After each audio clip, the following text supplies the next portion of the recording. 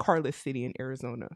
This is Culdesac, a car-free neighborhood in Tempe, Arizona, and I actually had the privilege of being able to visit this neighborhood this past weekend. The first thing you'll notice from visiting Culdesac as soon as you get off the Valley Metro light rail is that it's at a very walkable scale. When I was walking around Culdesac, I didn't feel like I was in a space that wasn't for humans and was only for cars. I felt like the space was dedicated for pedestrians. One thing that's super important for walkability in the summertime, especially in the Southwest, is shade. And Culdesac did a really good job of implementing this. A lot of their pedestrian spaces are very closed in and intimate, and they provide shade throughout most of the day. Another really important thing for temperature regulation in a walkable neighborhood is asphalt. Culdesac doesn't use any asphalt on their property, meaning that it's not absorbing all that sunlight and trapping in all the heat throughout the day. Another big thing about the development is that it's mixed use. So it's not just all residential zoning in Culdesac. There's a lot of commercial spaces too. When you're entering from the light rail station, you can immediately see that there's a restaurant right next to all the housing. And there's a bunch of other commercial spaces that'll be leased out in the future. There's also a grocery store on site, which is super important to walkability. Also, on top of this, they'll give you a whole bunch of benefits to live car free. When you're living there, you'll get a free Valley Metro pass to use on buses and light rail while you're there. My one little critique, if you could even call it one, is that it does feel a little bit empty there, but I also did visit on a Saturday afternoon, and I mean, like, they're still filling up commercial space, and there's still hundreds of apartments that need to be built, so in time, I'm sure this will be a problem that'll fix itself. But Culdesac is a really refreshing development that feels totally different from a lot of other developments around the country. It's a development that puts people first, and it puts cars second. But let me know how you feel about Culdesac in the comments below. Before we get into the next clip, I think this is kind of cool, but I can see why a lot of people may not like it. This kind of reminds me of Italy. When we went to Italy, there were no cars, nothing but boats, and that's how they got around. I thought it was very nice. It was very nice not to be in traffic and everyone was just walking around, and everybody was fit because of it too. But I can see how this might not be for everybody. Community in Arizona doesn't have any car spaces or roads, and if you're lucky enough to live there, you get access to some really cool benefits. So the company behind the project is called Culdesac, and their goal is to one day build the first car-free city in the US, driven by the fact that only 8% of Americans live in walkable neighborhoods. Their first development is in Tempe, Arizona, and it's being built on a 17-acre site that'll include 760 apartments, a grocery store, coffee shop, restaurant, gym, co-working spaces, and retail outlets. And in the age of remote working, the neighborhood has multiple public spaces that are used for food stalls, vintage markets, and even things like roller skating and outdoor movies to bring the residents together. Ultimately, the precinct is designed to replicate campus living that you might have experienced at college, where everyone can get everything they need on site without having to get in a car. And these guys are so serious about the whole no car thing that residents have to disclose any vehicle they have and cannot park within 1 block of the project, which is something the organisation actually goes around and enforces. And as for those benefits, residents get access to some super cool perks such as unlimited public transport, free bike tire repairs, and access to an external fleet of rentable electric vehicles. And over on their YouTube channel, they're actually posting monthly construction updates so you can see all the progress and check out what's been going on. I've left the link down below and make sure to follow for more videos just like this. Would you live in a car-free city? Also called a 15-minute city is where you work, you sleep, you eat, all within a 15-minute walk. No cars allowed. The first of its kind in the United States, it eliminates all parking lots so you can add more social spaces, restaurants, and places to shop. But in case you do need to get out of the city, every resident gets a train pass and 15% off all Lyft rides. But here's the real test. It's located in an area you probably did not expect. Tempe, Arizona is a city right outside of Phoenix that regularly gets over 100 degrees during the summer. Having residents walk around in over 100-degree weather may not be ideal. Thankfully, the train station is located right outside of the city. I don't know about you, but I am so dependent on my car on a daily basis. It seems like this neighborhood definitely promotes a huge sense of community. What are your thoughts about a community like this? Let me know in the comments below and follow for everything real estate. I'm in Texas and 100+ degrees is hot, but Arizona is also very hot. So that might be a little drawback for some people, but being able to work, eat, and play all in the same place, That might be convenient, but I don't know.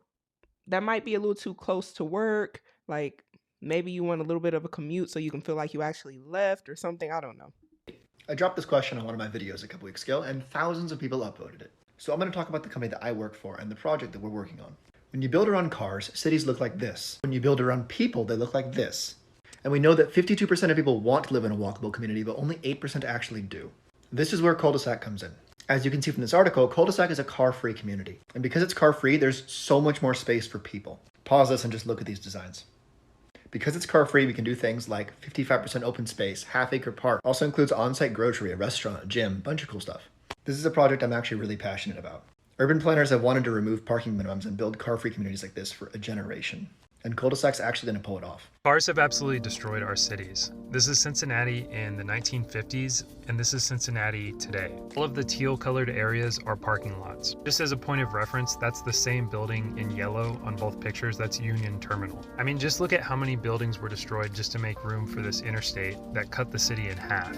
The number one thing that Cincinnati could do for its residents is take some of these parking lots back and turn them into dense, affordable housing. And comparing the situation to Europe, people love to say that Europe is small and dense, so it makes more sense for them to have trains and public transit and stuff like that, but that's just completely wrong. A lot of places in Europe made the same mistakes as us in the 1960s and 1970s and made their cities way more car-centric. The difference is that Europe started realizing its mistakes and fixing them instead of doubling down on them like we did. Picture. I actually didn't know that. I didn't know that they had that same sort of infrastructure and they ended up fixing it. It looks a lot better when you're there in person too, because there's not a whole bunch of cars on like the shopping areas and things of that sort. I don't know. This might be all right. Barcelona a while back. It's a busy 3-lane street. Here's that same street today. Wow. This is a big reason why I pick on Tesla a lot in my videos. Like, this is not going to fix the main problems facing the United States right now. This sort of change right here is much more effective for helping the environment and making people healthier and happier than electric cars ever will be. The most environmentally friendly car is no car at all. We need to give people more options to get from point A to point B without ever stepping foot in a car. People should have the option to live in car-free cities. And rich white people will have the option to live in car-free cities. And when I say rich, I don't mean like actually rich. I mean like, you know, upper middle class.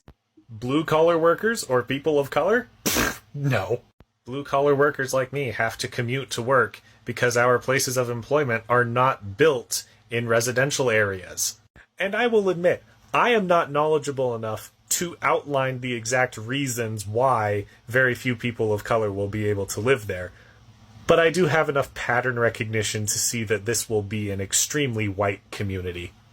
If you want most people to be able to live in a walkable community, they need to be able to access their places of employment in that community, or have access to cars, which Pretty much sounds like he's saying that certain people that may or may not look like me may not have that employment in the area. I think I get where he was going. kind of defeats the whole purpose.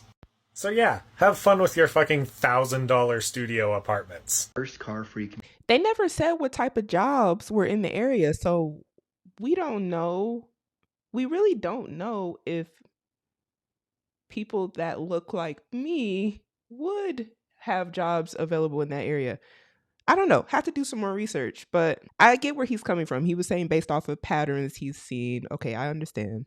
Built from scratch in the US. So every time I try to point out that this statement is obviously false and is thus kind of funny, I get a legion of grumpy teenage white boys, many living in the bodies of adult white men, clamoring over each other to let me know that I'm being intentionally obtuse, and obviously that's not what he meant. What did I mean, though? Are you being obtuse by accident? Let's examine that on your way out. I would like you to unfollow me. I don't make content for people who don't get it. So yes, good job, champ. This man and his whole company and most people over 12 do understand that the United States predates cars, and that car-free communities predate the United States, which means this sentence is nakedly absurd, which I find amusing. But why say it then? Because what this company is trying to do is to market the experience of living in a car-free community as a novel, groundbreaking, premium product designed by forward-thinking visionaries. My point is that that is ridiculous. Life in a car-free community is not a premium product. It is the default for Homo sapiens. What this company is doing is taking a pre-colonial way of life, slapping a Fiverr logo on it, and selling it to rich people. Why is it so important to you that people not point that out? super important for walkability in the summertime, especially in the Southwest, is shade. The biggest excuses Americans make for having bad urbanism in cities is the weather, especially in the South. People from Houston, Austin, Dallas, Atlanta, anywhere in Arizona, some parts of California, Miami, etc. They don't believe that you can build a city with the temperatures we get there and still make it walkable with good transit. There are plenty of examples, but let's use Sevilla in Spain, which regularly gets the temperatures that rival Texas. It's crazy. They know how to use shade like adults. They build plazas in ways that make it really easy to enjoy the weather. And this is the old town. The city doesn't mostly look like this, but most of it's still very shaded, very nice, very easy to walk around. And look how they use trees. They use the orange trees so effectively in the south in Andalusia, especially in Sevilla. Instead, Americans, we get this.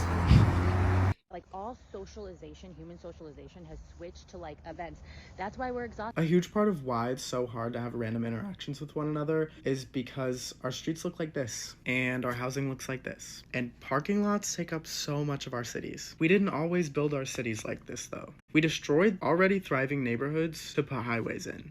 So now we have to figure out how to make our cities look a little more like this, or like this. We have to start building our cities around people and make spaces where people actually want to gather. In addition to that design, just being car-free alone keeps it cooler. Look at this one rendering here and you can see. I cannot describe how much I want to live here. Please go watch the rest of all of their videos. It's literally like a car-free community and it's so cute. And I want to live there so bad. Everything. It's in Arizona. I don't really love Arizona, but I love that. I will live in Arizona because I want to live there. There's a place for everybody, because the last girl we just seen, she was all for it. I know a lot of people are like, that's an absolute no in Arizona. I don't know if that's something or a place that I would want to live in personally, but if they build it up right, I think there's definitely going to be a flood of people who just are there to socialize and like the whole environment with no cars.